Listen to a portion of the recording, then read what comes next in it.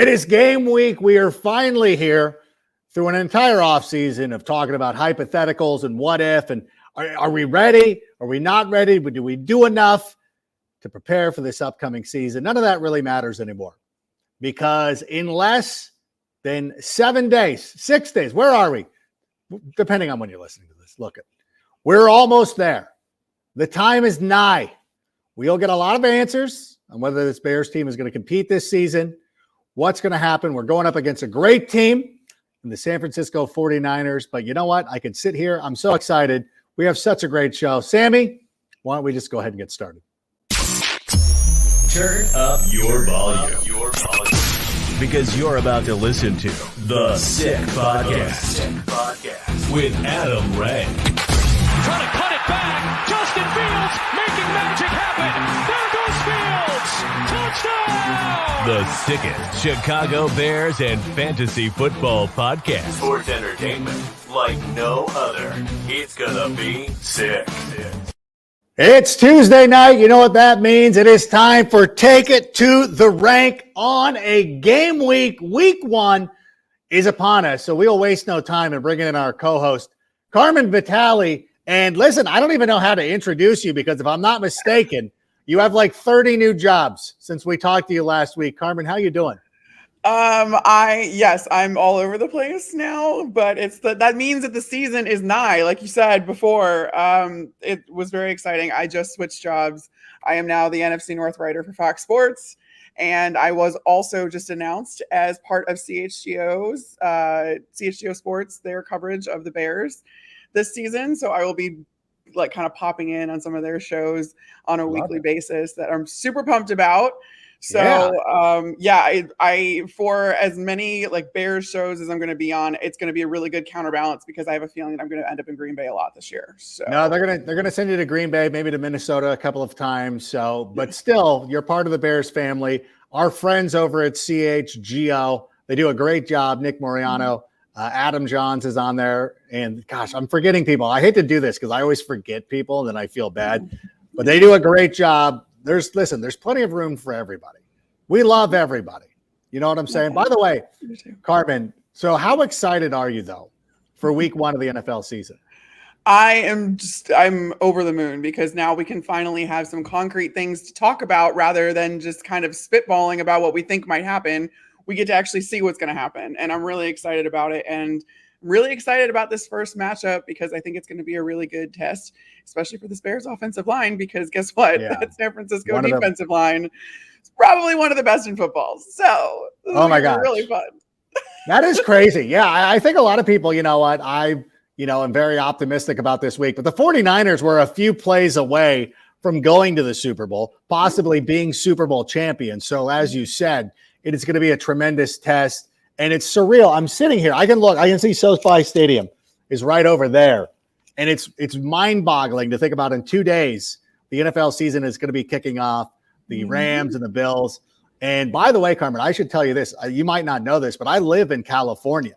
And as you know, we have all sorts of air quality issues here. We have wildfires going on, dust, pollutants from car emissions, and now COVID cases are spiking because the kids are getting back to school and there are more virus particles in the air. And I spend a lot of time indoors. So I recently acquired an air purifier from Air Pura to help me and the family breathe cleaner at home, but also reduce our risk of getting COVID in case one of our family members get it without knowing and passing it on to us. It's crazy to me. Like we're in these buildings, there's big air purifiers. You know, not everybody lives in an industrial complex. So if you care about your family, and the health of your family, go check out the air purifiers from Air Pura. You won't be disappointed. And speaking, though, of California, and I was saying, all those jobs that you're doing, we love everybody in the Chicago Bears family. The members of the 49ers, maybe not so much. And today, we're going to be debuting a new feature called Ranks Rivals. Sammy, hit the animation.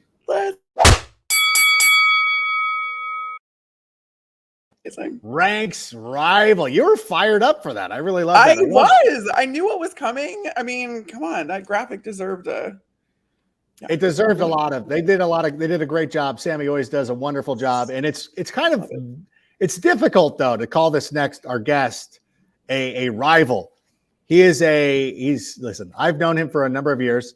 He's a 49ers fan. We bonded over me picking them to go 3-13 a couple of years ago, and we've still been friends ever since. He co-hosts in the morning 95.7 The Game in San Francisco with Dibbs. Or no, I'm sorry. It's his name first. Willard and Dibbs. Please welcome to the show, Mark Willard, the great Mark Willard. I got the show incorrect. Willard and Dibbs. It doesn't matter. Yeah, it doesn't 95.7 matter. The Game. Yeah, whatever. It doesn't matter. We're friends, so you can get away with that. And I hope I'm ready. This was all very, very intimidating. You had new animation. Carmen with 30 jobs is very, very intimidating because, we're media people and all we want are more jobs. If you've got 5 jobs, you need a 6th job. If you've got 10 jobs, you're looking for number 11. And so, Carmen, whatever it is we're all trying to do, you're doing it.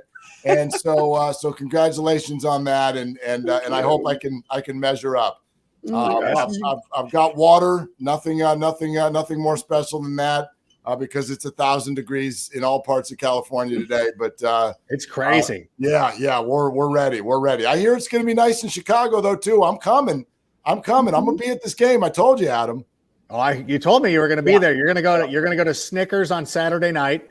Go hang out at that bar in downtown. Yep. Yeah. Why? Carmen's laughing. She must have been to Snickers before. That is a good bar. Never. I don't know what you're talking about, Adam. I never go to bars. Oh my goodness. So there's probably a story to be told there. I don't remember where you said you were going to be staying, but check out Snickers. Go there for an old style or something like that. What do they have? They had the tall boy hams for like $2. That is music to my ears. So I sat there for a good chunk of time a couple of years ago when I was in Chicago. But we're looking forward to this game. Mark, what is the feeling in San Francisco about this one?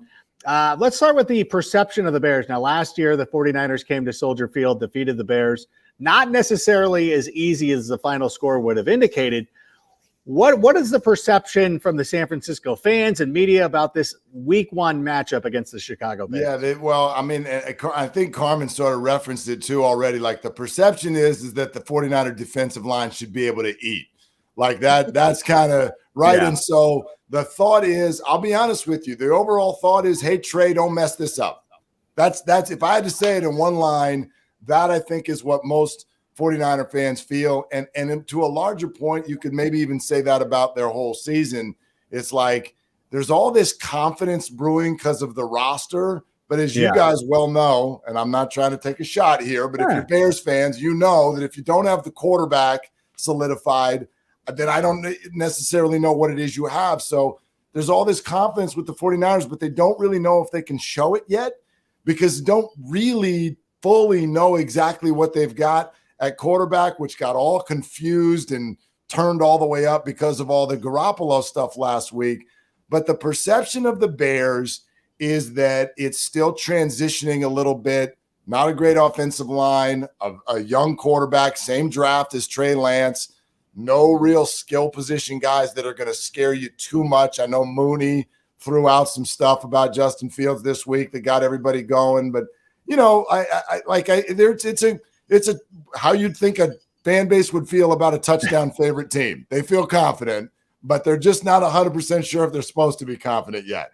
Well, okay, I need to ask this because I am getting so many mixed messages from what the 49ers front office in general. Like, you announced that Trey Lance is your starter before the preseason even starts, which would lead me to believe that, okay, we know what we have in this kid. We're fully confident in him, yada, yada, yada.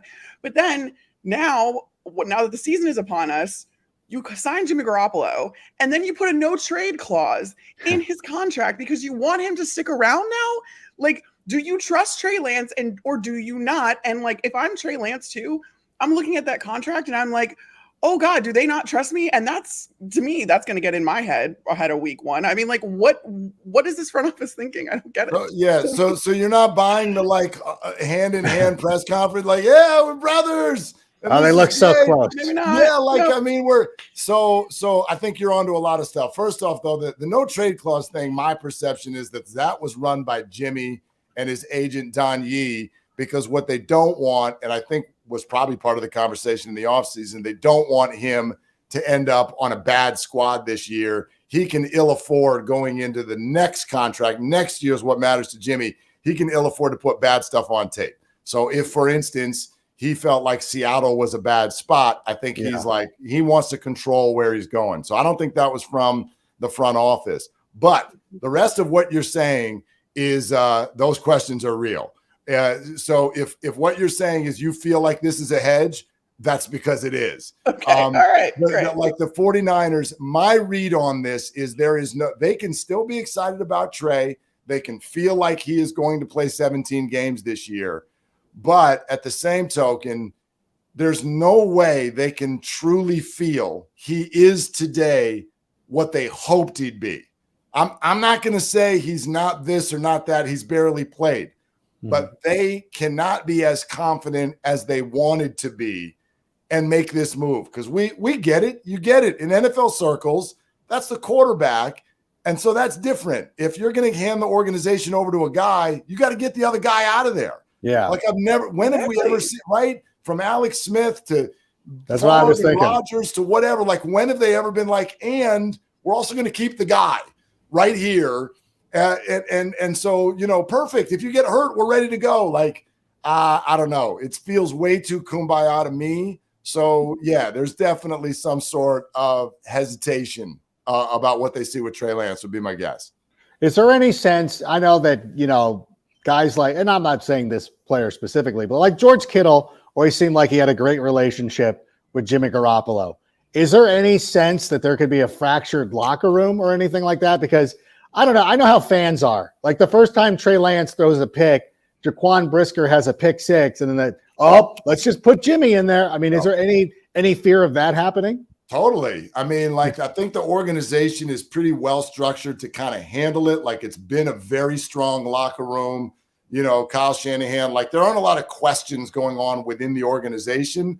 So if anyone can handle it, then sure. But you're right. My man, if I get home from that flight on Sunday night and there's an L next to the 49ers, like, my show at 9:00 in the morning on Monday is going to be a hot mess of Garoppolo-ness. And 1 week in, there's zero question. So it's kind of like the pressure, and you guys talk about it from the Bears standpoint, already being a 7-point favorite in your first game on the road. This is all set up to be really dicey for Trey Lance. But your locker room question is probably the number one question I have. So your Kittle, your Trent Williams, your Kyle Juszczyk, your Fred Warner, they are so set at every position, and you're filled with veterans, and you guys know football. This is not a sport where guys are going to be like, well, we're building. I mean, they're putting their lives, their bodies on the line here, and they feel like they can win as long as they get good quarterback play. So if that kid struggles, how can that locker room chatter not start, Well, it's interesting too, because I just this whole situation kind of reminds me of when I was with the Buccaneers for the last 6 years before I came back to Chicago, and I'm doing all this. But I was there for the season where they went back. More jobs. Listen to you. So intimidating with all these jobs. It's unbelievable. Stop it. True. No, but I was there for the season where they went back and forth between Jameis Winston and Ryan Fitzpatrick. And the quarterback competition within the season was so detrimental to both quarterbacks because they felt like there was someone breathing down their neck, because there was. And that, if they didn't make a play or if they had a bad game, they were at risk of being benched, because that was the reality. And it didn't turn out well. I can tell you that much. It was a 5-11 season for the Buccaneers because there was no continuity. And then also, you guys are talking about, the locker room was well, we support Jameis, who's the starter. But then when Fitz is in there, because the coaching staff made that decision, we want to be all in for him too. He's also a really hard guy not to root for. He's a lot of fun. Right. But it's just it just creates so much confusion. And whether it's I don't want to call it a fractured locker room, because I think that implies some malintent or a little bit of maliciousness, essentially. Right. But you don't have to hate one guy and love another, but you're just going to be confused as to who you have out there. And not to mention just the little nuances of how, Trey Lance wants this route run versus how Jimmy might want this route run or anything like that. It just, I hate this for the 49ers completely, because I just don't think it's a good situation. And like, from all the outside noise is one thing, but that internal confusion is real, and it's not going to be. I mean, that could come to the Bears' advantage, though. Which I mean, yeah, like I described it this way: like their car might get to the other end of the road, but there are so many potholes on this road because what you just described, like there's some of this that's now out of the 49ers' control, based on how it goes. Like it might be fine. Trey might play well, and he might stay healthy. And then we've got nothing to talk about. Like there's a good looking guy on the sideline. Great, whatever. But like you know, the way this is, it's not just fans, media, social media. Like it's not going to take much of poor play from Trey and everybody. He's 22 years old. This will be his third start this weekend. How's he not going to have at least some bad games? And if he does, like that talk is totally unavoidable. And so I'm so fascinated by, you know, just the first month of the season, because it's got to at least be solid or else this is going to get really loud. Now, it's interesting, you know, this is the city of the greatest quarterback controversy that our league has ever known in Joe Montana and Steve Young, right? Like two Hall of Famers just going helmet to helmet, and one at the time was considered the greatest ever. And he came out last week and he very much was like, look, this team and this city can handle this. But he also had a quote goes, this is hairy. Like this is hairy stuff. Like you can do it, but it's totally hairy. So, I mean, this game in many ways this weekend, like the intrigue in it went up that much more. If that was even possible. I mean, we're starting a new era here, but if that was even possible, the intrigue went up. The pressure certainly went up for that offense to perform well in week one. Yeah, it'll be really interesting. And we're going to get to the fan questions here in just a matter of moments. But I've been joking around, you know, I'm obviously a Bears homer. So whenever I get a chance on the NFL Network to take some shots, I'm going to do it because everybody's going against the Bears and I feel somebody's going to stand up for them. So I keep needling people and I'm like, so, you know, I do a couple of fantasy shows and I'm like, do I get points for Jimmy Garoppolo? Like if I start Trey Lance, do I get points for Jimmy Garoppolo when he replaces him at halftime? Because I just want to know, because that is another situation too, because, and this, again, the 49ers are a great team. Moments from the Super Bowl, but that to me is one of the biggest problems. It's like you were so close to the Super Bowl. How long can you let a young guy go? Like if he's struggling, you know, if Jaquan Brisker has a pick six or something's going on, like how long will Kyle sit there and watch this before he's like, all right, Jimmy, go in there and win this for us? I like your idea, man. They had tandem press conferences. Maybe you should get tandem points in fantasy for both of these guys. Since they're now, you know, like joined at the hip in such a way that apparently, like, I mean, the jaws of life cannot pull these two apart. By the way, quick aside on your fantasy show, I have to share a quick story. My two sons are in the other room right now, and they're like, "Oh, you're going on with Rank," and I've told you this before. They're huge fans. Like my boys, of all the things we do in this industry, their starstruck moment was when they saw you text me one time, and they saw your name come up on my phone, and they're like, stop it. You know Adam Rank? And I'm like, totally. And so we go to Dave & Buster's yesterday because it's 1,000 degrees. And I'm like, where can we go for air conditioning? And what's on TVs too in Dave & Buster's, but none other than Adam Rank on Fantasy Live. And so they were both equally starstruck. And then they were just devastated. They did not like your bold predictions. They're like, Dalton Schultz is not going to outscore Travis Kelce, Dad. What on earth is happening to Rank's brain? So I had to share that with you. And if you want to address that at some point, that would be wonderful. But the other side to it is look, we should be easy to needle right now, 49er Nation. This is unprecedented. You don't like the background, 3 first rounds of assets to move up, get this guy, go to 2 NFC title games in 3 years. Yeah. Rip that guy out of town, but not really. Bring in this new guy. And as soon as you're finally ready to go, okay, your organization, like, I mean, you hung a complete refrigerator around this guy's neck, and then you're kind of acting like it's no big deal. So something's up. Something's definitely up, I think. I think it gives the Bears hope, although, as you've mentioned repeatedly, the 49ers, 7-point favorites. Nobody's picking the Bears to win. Is that right, Sammy? Is there nobody picking the Bears to win? Is there anybody out there, Sammy? Oh, wait. There's Ray. Right there. Oh, my friend Rank. Who's Andrew Rank? Who is that? Yes, who is that? There is somebody out there who is picking the Chicago Bears. And, of course, Grant Gordon, who is on our editorial desk. You know, I think he was throwing me a bone in case I wasn't going to go. Of course, I was going with the Bears, but I appreciate him coming along for the ride. So, okay, that's fine. A lot of people are picking the 49ers. That's great. And it's all fun. But speaking of Dave and Buster's, I want to let everybody know before we get to the questions, if you're in the Southern California area, specifically Orange County, California, maybe Long Beach, maybe Riverside County, Rip Beer Company, Sunday morning is going to be the place to be. I will be there watching the Bears 49ers Rip Beer Company. The location on PCH, there's two of them. Don't get it messed up. The PCH location, I will be there at 9:30 answering those fantasy questions. We'll have the Willard boys on to answer. I'll answer their questions as well. But we'll be doing that. It'll be a lot of fun. And so check that out if you're in the area. Please stop on by the fantastical Commish.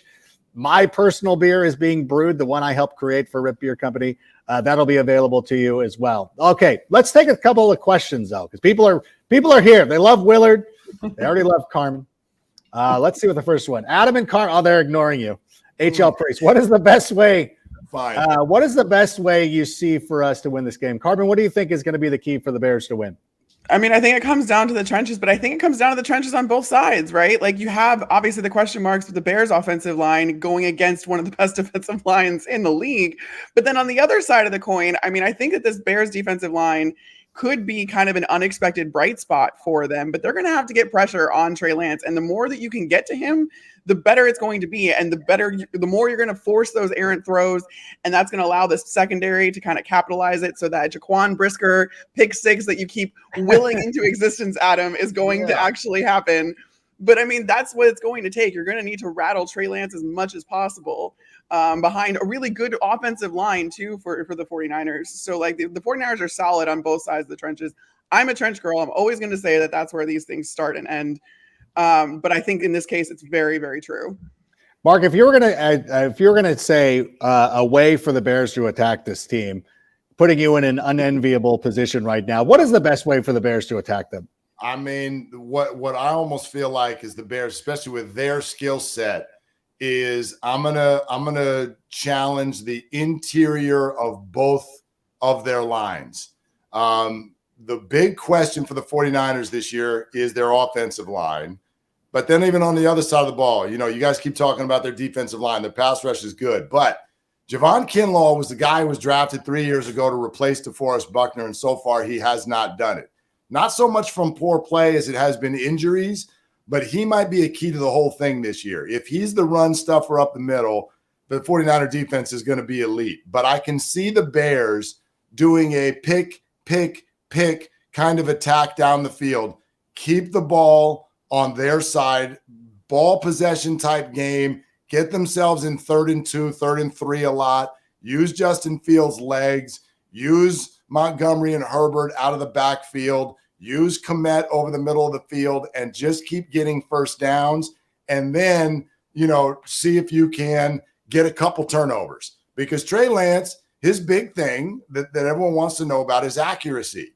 And even in some of the what you would call layup throws, and if so, they have a hard time on 3rd and 2 converting, or if they get a Trey Lance fireball over the middle that bounces off of Kittle's shoulder pads, and they do get this pick six that apparently you had a dream about or something. I do. I keep having it. Yeah. Did you have some sort of premonition on this thing or something? What's going on? I do. You know what? Because he reminds me of Michael Brown, who used to play for the Chicago Bears. And I was talking to Michael Robinson today, Super Bowl winner with the Seattle Seahawks, Penn State guy. Nice name drop. Yeah. No, name dropping, you know. But we were talking, and we were talking about the Bears. He's like, I think the Bears are going to be a lot better than people think they're going to be. Not like Super Bowl contenders or anything, obviously, but still better than a lot of people are giving them credit for. And I asked him specifically about Jaquan Brisker, and he told me, he's like, you know what? That player is so instinctual. Like there is something about him that you just can't describe. Like he said himself, he's like, I asked the Penn State coaches, why is this guy so good? Like there's nothing about you're like, this is an exceptional player. It's not like watching Kyle Pitts or somebody where you're like, there's reasons why this guy's so good. But he is such a smart football player that always finds himself in the right position. And when the Bears had success during the Lovie Smith era, it was because Mike Brown was out. It's not luck. It's just like you're just there. You just know where to be. And I think that's the thing. And I'm just trying to breathe this into existence. And I appreciate the way that you broke that down too, like a very simplistic approach of how the Bears could possibly do this. Obviously, a lot of things have to go correct, but I mean, that's the way that it's got to be done. So yeah, I mean, the 49ers top to bottom, I think we all exceed. Like that's probably the more talented roster. I get that. But like, okay, to go back to this 7-point underdog thing, there are way too many home dogs this week. It's week 1, and we are all walking around like we know a damn thing. And we don't. You know, there was a stat that came up on our show last week. I wonder if you've seen this. This is crazy now. 32 consecutive years in the NFL, okay, dating back to 1990. At least 4 teams have made the playoffs every year who did not make the playoffs the year before. That's insane. Go through the list right now and try to find the 4 that were in last year that won't be in this year, and the ones that were out and will be in this year. You'll have a really hard time, which tells you that our perceptions preseason are not correct. I mean, some of them are, right? Like Aaron Rodgers and Tom Brady are good quarterbacks. I get that. Yeah. But like, you know, this idea that we can walk in on week 1 and be like, that team with its 22-year-old quarterback is 7 points better than that team and their 23-year-old quarterback. I mean, like, it's a little presumptuous. So sure, it's the better roster. Yes, they'll probably win. But is there a formula where there's a close game in the fourth quarter? Wouldn't shock me at all. No, absolutely. I and that's what I'm hoping for. But I of course will be going the other way, thinking the Bears are going to be able to pull off that upset. But let's go to some more. I know the questions are piling in, so let's check out another one. Willard, do you think you would have more chances to win if you had Justin Fields as your quarterback? Because you mentioned it before. I like that question. You could have drafted Justin Fields once you got. We all. By the way, we're all friends here. We're all adults. We know what the 49ers were really trying to do. They were not moving up. They were not moving up for Trey Lance. And if you know, you know. And if you don't know, I'll tell you off the air. We know what they were doing. But do you think? But do you think right now, would you feel more comfortable if the 49ers had Justin Fields? You know, it's weird. No, I wouldn't. No, I wouldn't, by the way. But I don't know that I would necessarily feel any less comfortable either. Like, those 5 quarterbacks we talk about, what do we really know? What do we really know about any of the 5? So Mac Jones made the playoffs, but he was kind of cloaked in Belichick. And we'll see with now defensive play callers this year, what on God's earth is going to happen in New England. I have no idea. Trevor Lawrence, we're high on him, but it's almost just because I think we're supposed to be. Zach Wilson, I think that's the one who people feel like, but also it couldn't have that just have been whichever one ended up as a Jet. I think we might have felt that way. There. And then there's Trey and Justin, who are both, you know, like athletic freaks. I still know some 49er fans who thought that Justin Fields was the pick. Our colleague, our friend, Bucky Brooks told me on a show just a few weeks ago. See, I can name drop too, but anyway, Bucky, right? Bucky said if he had to go, I made him redraft. I go redraft. Do all 5 again. Give me the 5 in order. And he went Trevor Lawrence number 1. And then he went Justin Fields 2. And he still feels that today. But the truth of the matter is none of them have done enough to make you feel like, oh my gosh, that's the dude. That's the dude that came out of that class. And so I think we just sort of like fall back on, well, which one's our guy? So Trey has not given us enough reason in San Francisco to not like him. So he's our guy, and we're going to ride with that. So I don't think 49er fans would swap the pick, if you will, if given the opportunity. But it's not necessarily coming from any rational sort of a place. I'll go back to something an unnamed GM said before the draft, which was an interesting quote. They said, you got these 5 quarterbacks. Which one do you like? And the GM goes, whichever one ends up with Kyle Shanahan. And so I think Justin Fields would have been fine in San Francisco, but I think Trey Lance might be also. So we'll ride with this skill set and we'll see what happens. That was kind of my question. Like, do you think that Trey Lance is the better fit for that system than Justin Fields would have been? Well, I mean, obviously, we're still getting to know exactly what both of their skill sets are. I think what the 49ers are trying to do is say, listen, we had one skill set that's gotten us pretty far. Mm-hmm. Wouldn't it be cool if we had someone who could do all the things that Jimmy does, but add in some specific things? Youth, mobility, more cost effective, the ability to throw the ball, the deep ball a little bit better. And then the more intricate answer, which is somebody who sees it. There's an it thing that Kyle Shanahan, which is I scheme it and I want you to see it. Yeah. And Jimmy didn't always see it. It was there, but you didn't see it. They want someone to see it. I think Trey is like really football smart. I think he's smart, but they fell in love with the way he's able to sort of see it. And so if he's all those things, then they should be the best team in the NFC. Yeah. But I don't know if he's those things. 100%. And apparently they don't either because they brought back Jimmy Garoppolo. That's the big thing. And it's funny. And again, but you can go back and Mark, you know this. We've talked before the draft. You could go back and look at my Instagram posts and all that stuff. Like I was a big Justin Fields guy. Justin Fields was my number 2 quarterback. Actually, at some point I was like, I don't even know that I want Trey Lance or Trevor Lawrence over him, because if you watched one game of college and you saw those two guys, and obviously they're not on the field at the same time, but you're like, why is Trevor Lawrence going over Justin? Explain this to me as I'm watching this game. And I know that's more intricate than that. But everything that you described about the 49ers, and it's funny because that's exactly the system the Bears are going to be running. Luke Getsy comes in from the Shanahan coaching tree. That's what the Bears, like, that's one of the things that they established. When they hired Luke Getsy, like part of it was like, we like the man, but we also like the system. And at some point, if things work out well and Getsy has to move on, well, we find another guy from the Shanahan tree who will come in here and do that job so he's not put in a position similar to Jay Cutler where he's learning a new system every year. And we're going to bring in Mike Martz. We're not going to block a defender and trade our best player, Greg Olsen offense. And, it's going to be it's going to be something that's going to be able to be replicated. If you put Justin Fields in the 49ers offense, he's a pocket passer. He is, that's the one thing that I think people kind of overlook because he's so good at running the football. He's so fast that I think he would have given him an advantage. But listen, the draft picks were made and everybody's there and we've got our guy and it's like West Side Story. We're all backing our guy and it's fine. Watched a little bit of that last night. It was on HBO. I'm like, I've never really watched it, but that's not the point. Really? A moment. For a moment, I saw Natalie Wood doing a Spanish accent, and I'm like, I can't watch this. 72 hours before the NFL season starts, and Adam Rank's watching West Side Story. I got it. I can't even talk because I've been all wrapped up in House of the Dragon and those things. You gotta take a step away, Mark. Every once in a while, you got to take a step away. But Running Scared was on, which is a movie based in Chicago, so I was still sort of Chicago centric. No, Shawshank wasn't on for the 18th time of the week.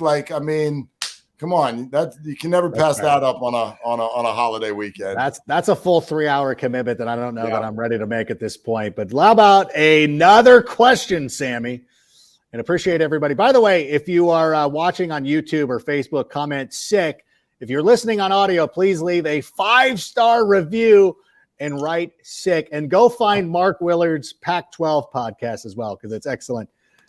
Adam, what's your prediction on what Velus Jones' stats will be against the 49ers? I do think that because he missed so much time over the last couple of weeks, he's not going to have a full complement of plays, but I do believe that they're going to find a way to get him involved and kind of, they'll have a couple of pop plays for him. And I think that he'll be very good on special teams.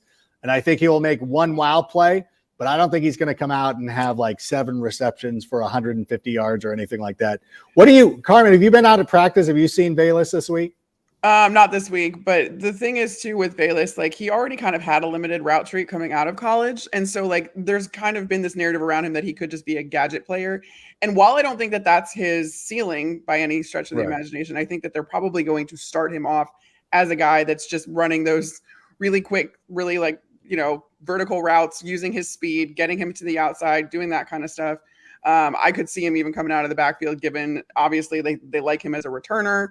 So he can kind of shift. He's a little shifty once he has the ball in his hands. But I see him being utilized, especially with the time that he's missed, as more of a gadget player rather than a regular contributor as like wideout wise. But that being said, I think that he could grow into something more. But I think the question was just about the first game. About the first game, yeah. Yeah. Hey, Mark, I would think flashes. For sure. Yeah. I don't think that it's going to be any sort of big volume play for him. Mark, you saw him a little bit at USC. Velus Jones, what did you make of that pick? I mean, obviously he went to Tennessee and kind of expanded upon his role. What did you think of Velus and that pick coming out of college? Yeah, I mean, I'm a little bit less familiar with USC than I was a few years ago. But I mean, look, when you're looking at that side of the ball, there's a pedigree there. There's a real good pedigree coming out of there. I know that, for instance, you look at the history of quarterbacks coming out of USC, that has, and I don't know if that's something we can really put too much stock into, but that has not worked out as well. But if you go to a lot of the other position groups, look, there's a tremendous pedigree coming out of there. And so you're going to often get guys who, even if they're a little bit unsung at USC, they tend to be a turnkey. They like their guy. They can produce right away. The 49ers are handing part of their secondary over to a guy named Talanoa Hufanga. I might have messed that up, but Hufanga, I know, because I remember when Joe Buck yelled it when he ran into the Lambeau Field end zone. Hufanga, he got a good voice crack in there. But you get guys that even like him who you didn't necessarily think, oh, this is someone we can give a big responsibility to early. And you can because they're coming out of a system that I've always believed in, that really readies them for the next level. So, I mean, there's no reason that they can't get good production there very, very early on in that career. Yeah, it's always funny to me. I used to have a colleague that would always besmirch USC wide receivers, and I'm like, they've been good. Like Curtis Conway, Keyshawn Johnson, more recently, Robert Woods, Juju Smith-Schuster. They're fine. And I think that in going to Tennessee also helped them out. Maybe not first week. There's been some, and I mean, you go back to Keyshawn and whatnot, like there have been some guys, the Mike Williams experience when he tried to sue the NFL that was years tough, ago and all that. So I get that, it's never always going to be perfect. But I mean, you just named a bunch of the guys, and you look at St. Brown now, and I think you're going to start seeing some pretty consistent production out of that position coming out of USC. So look, I think it's exciting, like that. You guys tell me. I mean, that role next to Mooney is what? Like, I think the public outside of Chicago, most of them couldn't even name another receiver on the Bears. So that's fair. What's the pecking order there? And how do you and by the way, what's Dante? My nation wants to know what Dante Pettis is doing. Yeah. I just talked about him actually on the CHGO podcast earlier today, because I mean, that's kind of a sleeper, I think, for a lot of people. He showed really good things in the preseason, and then there was that catch against the Browns where he, falling out of bounds, like had the wherewithal to get both feet down, and he's like, his body control looked awesome. And so you're kind of like, oh, and honestly, that catch too, I feel like kind of made him or got him that roster spot over Daz Newsome, who was someone that like was utilized on returns and all that other stuff. Like, I think he really differentiated himself in that game. But as far as wide receiver too, I mean, Adam, like, is it Byron Pringle? Yeah, is Pringle came back to practice. Is it? Yeah, I think honestly, without being cheeky about it, it's going to be Cole Kmet is their number 2 pass catcher. And I think, and that's fine. I think, we've kind of wanted every tight end that we've drafted over the last couple of years to be the next George Kittle.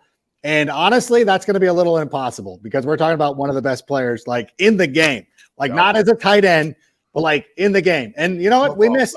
Yeah. We missed on an Iowa kid to take Adam Shaheen in the second round. And we weren't the only ones. The Broncos drafted Jake Butt, one pick before George Kittle. You should have to live with that more than we do because we whiffed hard at least. We went down to the second round. Speaking of draft picks, Mark Willard, I just looked right now. I'm sorry, I don't mean to be rude. I have a draft at the top of the hour. Just got the order. We didn't do the order ahead of time. Let me guess. 1.2. Yeah. Are we going double J? Justin Jefferson? Listen, I'm pot committed. I'll have you know again, my sons, who they believe they're the experts in this house, they think that you and I are like they're ready. They are ready and primed for us to be wrong. Who do they think? Well, I think my older one already had a 1.2 earlier this month, and he went McCaffrey. Yeah. He went McCaffrey. So part of this is he just wants to be right. He wants McCaffrey to have a healthy season. There's no level of nuance that we could bring to him. I just feel like I feel like zagging when others zig. I want to zag, and you told me. In fact, the first time I asked you the question, you said McCaffrey, but I didn't know. I didn't know you were there with me with Justin Jefferson. Like I don't want to make somebody do something that they don't want to do. Like if you've never had sushi before, then I'm not going to take you to a sushi restaurant. But if you're like, I'm willing to try sushi, I'm like, oh, I got the place over here. Let's go. Let's go to Sea Salt. We'll go order it up. I know what to order. I got the menu memorized. You're also giving me a chance. You're giving me a chance to right a personal wrong. You are speaking to someone right now who had the wherewithal 2 seasons ago to make Justin Jefferson a 13th round draft pick, only to give up 3 weeks into the season and let him go and use the roster spot for somebody else. No. This was not your suggestion. I did this in a league. I moved on from Jefferson. They weren't using him in the first month of the season. And I have to wear that. I missed the playoffs. I watched one of my high school friends use Jefferson to go on into the playoffs late in the season because he turned into a 1,200-yard receiver who I dropped in week 4 like a moron. So we're going to go make it right this year, Adam. All right. We're going to make it right this year. So unless he goes 1.01, which is possible, we'll be taking Justin Jefferson. Jonathan Taylor, and I'll send you a text and we'll move on. We'll do that. All right. Let's go to another question though. I know the people are sending fantasy questions too. We can do that on another podcast. Why do Kyle Shanahan offenses take time to get going? Do you think that will be a factor for this week? Yeah, it's a good question. And yes, I do.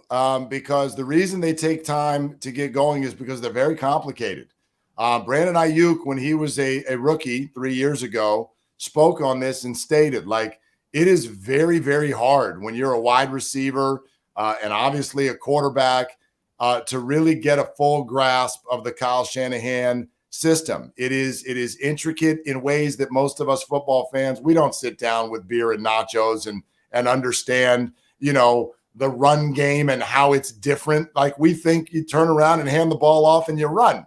And that's what they're doing. And like, this is the Shanahan label, right? Him and his dad and the way they run the ball. And it is one of, if you listen to NFL people, Adam, I know you guys know this. Everyone will tell you, like, this is the guy, man. Like, this play calling is as advanced as it gets. But because of that, when you're a young player in this system, it can be really, really hard to pick up. And he's really hard on receivers and quarterbacks, especially. He's really hard on them. And so when you have youth at those positions, you're not going to get that sort of turnkey approach. And so why is that a factor this weekend? Because Trey Lance is making his third start. He's making his third start, and he does not appear to be somebody who's ready to go kind of take over the league right away. So, like, this is the Bears' chance this weekend. I think Trey Lance will be a different player in the second half of the year than he is in the first. Let's put it that way. And so if you want to get him and you want to get the 49ers, early is the time. Well, and I mean, there's a lot of tweaks from my understanding of his offense and the way that Shanahan operates and all of his little disciples do too, is you tweak it every offseason and you kind of Yeah. tailor it a little bit more to the guys that, especially your quarterback, you have under center. You have something different in Trey Lance than you did in Jimmy Garoppolo, so you can do different things. And that takes time to get adjusted to. And it's great because I think that that's for longevity. That's great. And that's what's going to come on later in the season, like you just said. But I mean, yeah, I think that that's actually a really big advantage for the Bears, is that they're getting this before everyone's super set on what they're even doing. I mean, are we all giving an accurate portrayal of the amount of pressure that is on Trey Lance on Sunday, September 11th? I think so. Like, check out what's going on, right? You're being given the job with a Super Bowl ready roster, 2 out of the last 3 NFC championship games, pat on the back, go get him, buddy. You can do it. Oh, by the way, your backup is 10,000 pounds, and your counterpart on the other team is the guy some people thought they should have taken over you. So if you lose, sports radio and everything around it the next morning is, we drafted the wrong guy and we need to switch back to our other quarterback. This game has all the makings of a disaster for Trey Lance if he doesn't win it. Yeah, there's a human being factor of like, this is not fair. And it really is. I mean, it is one of those situations, especially like he didn't play a lot of college football. He's not coming from a Power 5 conference. Like, he probably would have really benefited. Like, if the 49ers could probably go back in time and been like, let's just run Jimmy back one way. I know they had the injury concern and we didn't really know what was going to be available to you, but you're like, God, like when Jimmy's able to play, like there are a few guys who have been as successful as him. And he's gone out there, he's taken this team to the NFC Championship game repeatedly. I thought being in that building, last year that they were going to win that game, still thought, even at the end, like, they'll find a way to win. It's the 49ers, it's the Rams. Of course it will be. And, it wouldn't, and nobody would have probably even thought twice. And, and honestly, Jimmy's had trouble staying on the field. So why not just bring him back? Trey Lance is going to play at some point because, that's just the way that the history has gone. So I just, again, for a human being, I want Trey Lance to be successful, just not in week 1. Just not in week 1. I want all this to come. I want this to be a house of cards that all comes down just in week 1. Here's the thing. Oh, sorry, Carmen. I was just saying, if I had to predict, Trey Lance is not actually week 1 going to be quote unquote that successful, but the 49ers would probably still win. Like that. If I had to guess, you got a kind of a grind it game. They're going to run the ball a lot. And all they're going to do is be like, Trey, don't mess this up. Don't throw 2 picks. And if you don't throw 2 picks, the defense is going to be able to do some things. It's not going to be that pretty. They're not going to score 37 points. But that's probably the way I would guess this one's going to go. I just wanted to imagine a world, though, not for the Bears, but just in general for the human aspect of Trey Lance. So, like, what if he does, though? What if he goes out there and he's like, he just responds to all of this pressure and throws 4 touchdowns, like 350 yards, 4 touchdowns, just like completely shuts everyone up? Like that. I mean, like I said, it's not going to be good for the Bears. It's funny because there's that dog that he's got that dog in him memes. Yeah. Well, it's funny. Well, I'm also thinking of the like how much we hate the Packers side of it. Like, what if Trey Lance was really good, and the Packers would be like, well, you might as well just trade Aaron Rodgers because you're never going to win.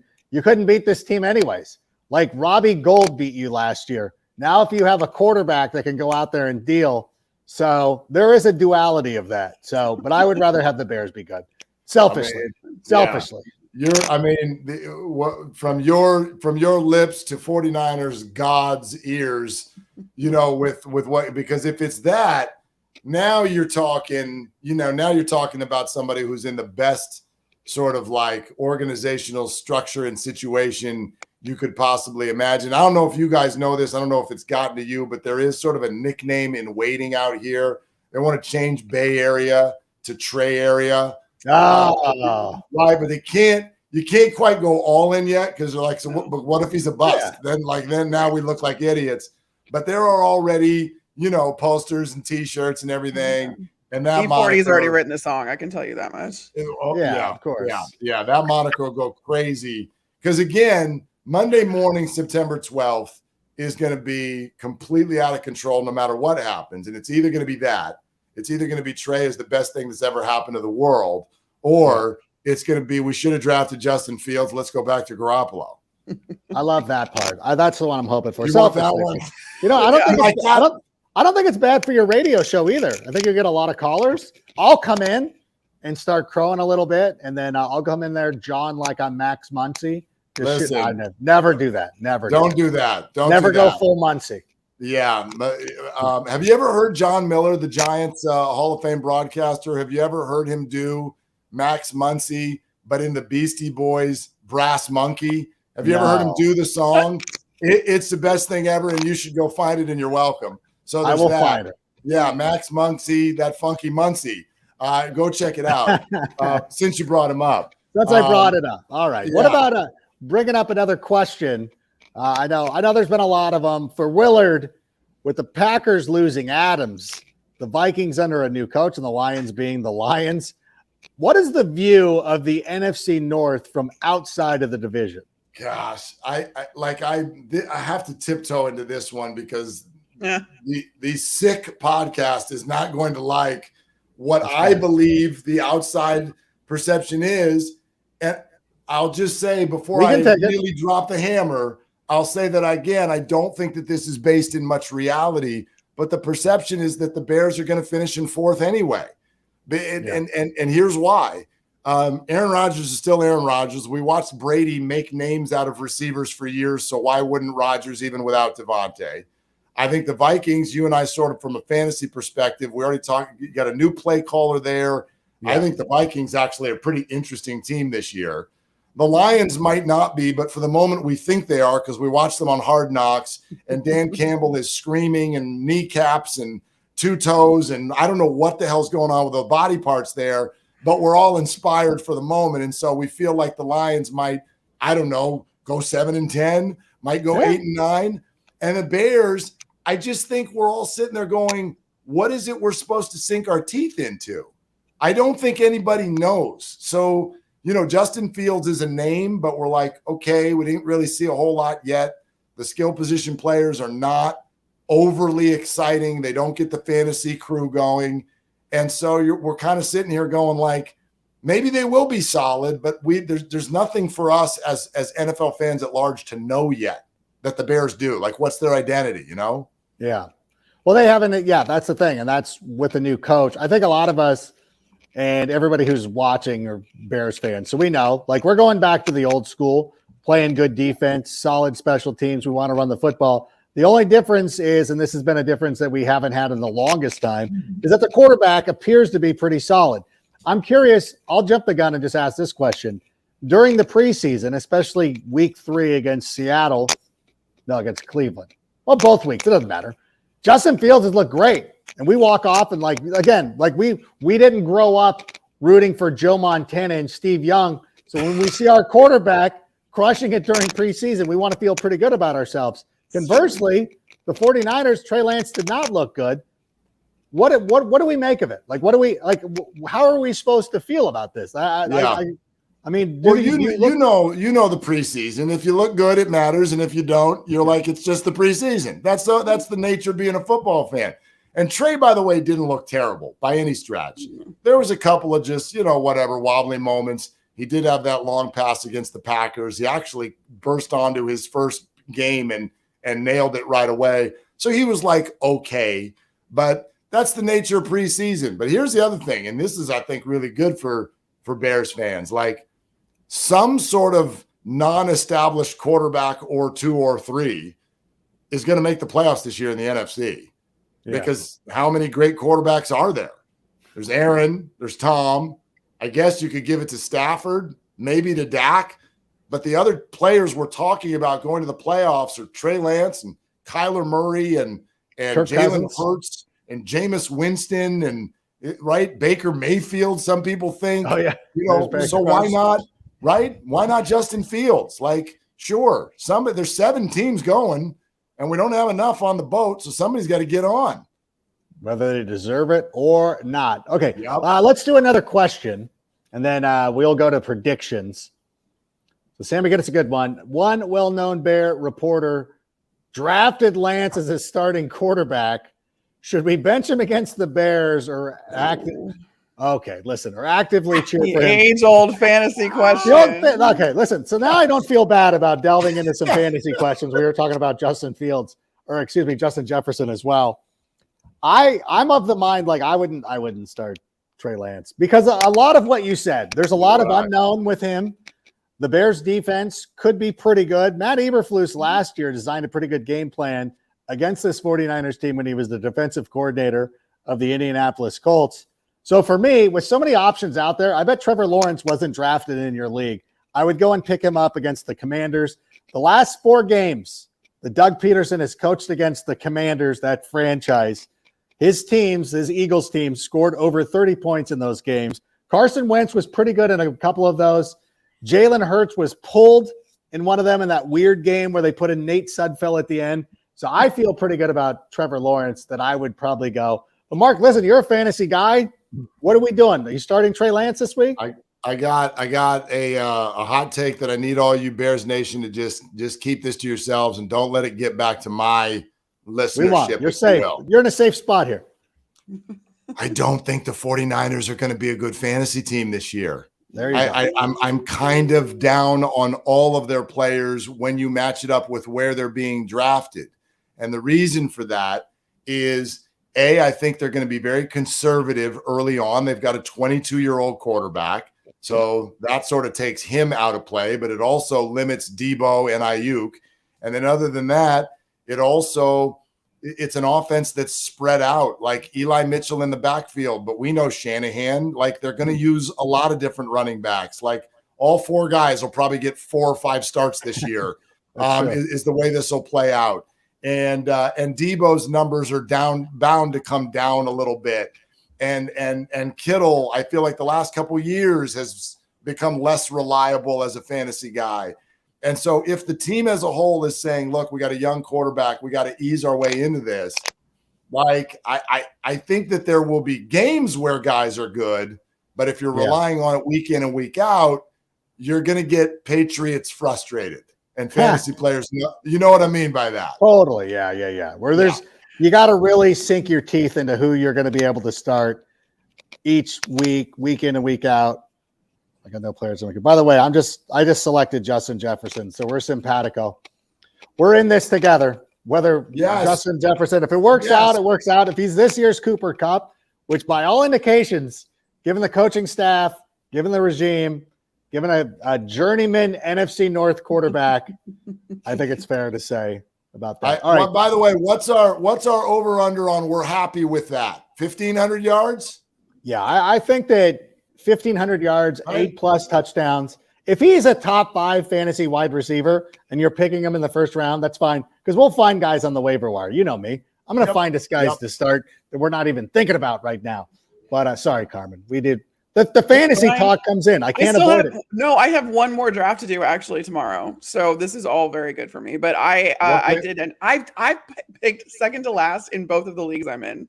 Oh man. So I'm hoping for this third one is like 3rd time's the charm. That's a rough go. I did get Jamar Chase yesterday, so I was fine with that. Picking 9th. Receivers are hot. People are loving taking receivers earlier. Well, let's pick the game. All right, Mark Willard.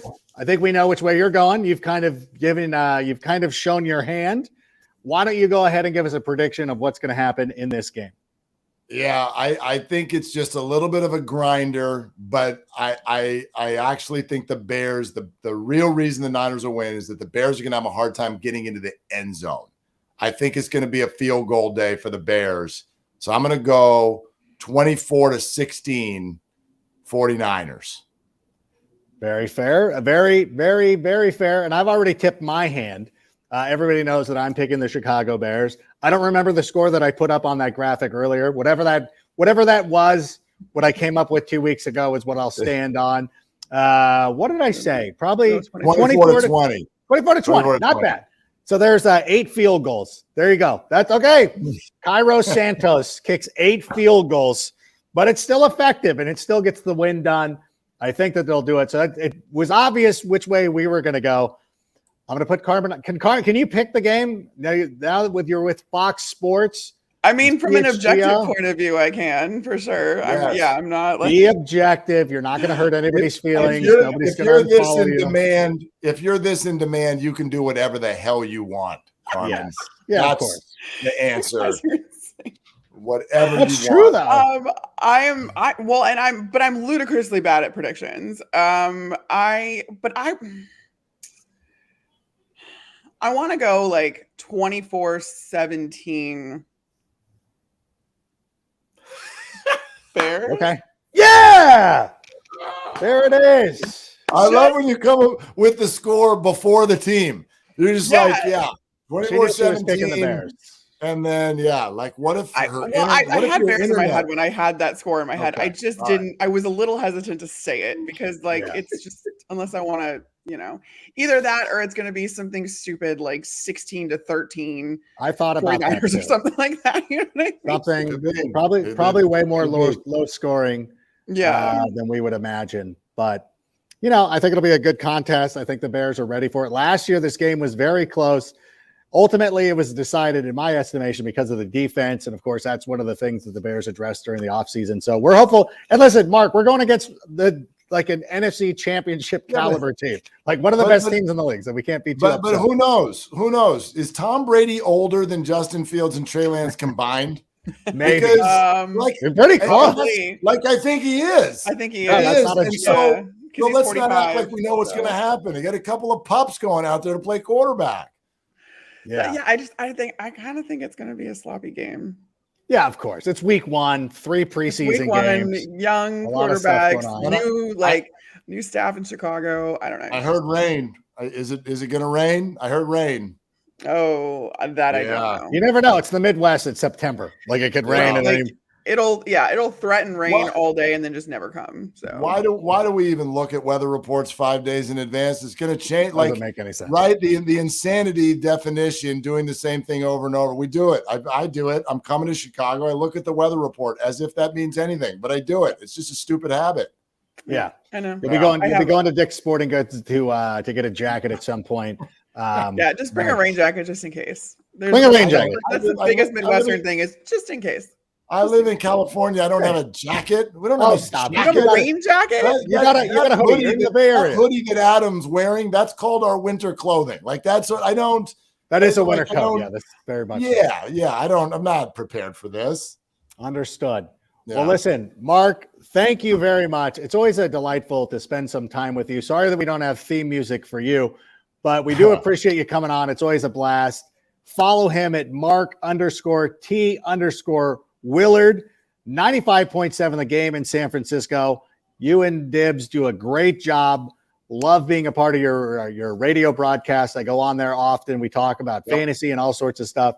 Thank you so much for being a friend, and thank you so much for being on with us. Adam and Carmen, thank you for letting me invade your space and be your first ever rival. And I have no doubt that it will only get better from here in this segment. So that's good. Well, hopefully we can do this again during the playoffs. Fingers crossed. But thank you very much. And there he goes, the great Mark Willard. And again, make sure you follow him. He's a great follow on Twitter. Carmen, I wanted to take a moment to congratulate you on all of your hard work, getting to do the Fox Sports stuff, the CHGO. We are super proud of you. We're very happy that you're part of our family and part of the Chicago Bears family. So good luck to you.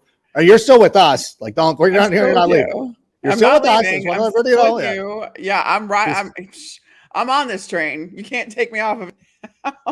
You've got 1,000 jobs. We're one of them. We're very happy. When they do your behind the music, we'll be like that one part of and then she was on the Sick podcast before she went on to Star. And that's fine. That's all I can hope. I get so many comments on Twitter like, "Oh, I saw you on Rank's podcast." Oh, but it's all about your podcast. So I really Pat Donovan comments about that. Yeah, on CHGO today. Pat Donovan in Tampa was like, "I can't believe you got Carmen." I'm like, "I know, she's awesome." But in any event, Carmen, thank you so much. Make sure you're following her on Twitter. And you know what? I got to make a fantasy pick. So Carmen, let's just say goodbye. Bear down. And see you Thursday. We'll have another great show. Sammy, go ahead and play us out. And that's a wrap. Hope you don't miss us too much until next time. Follow The Sick Podcast with Adam Rank on YouTube, Instagram, Facebook, Google Play, and Apple Podcasts.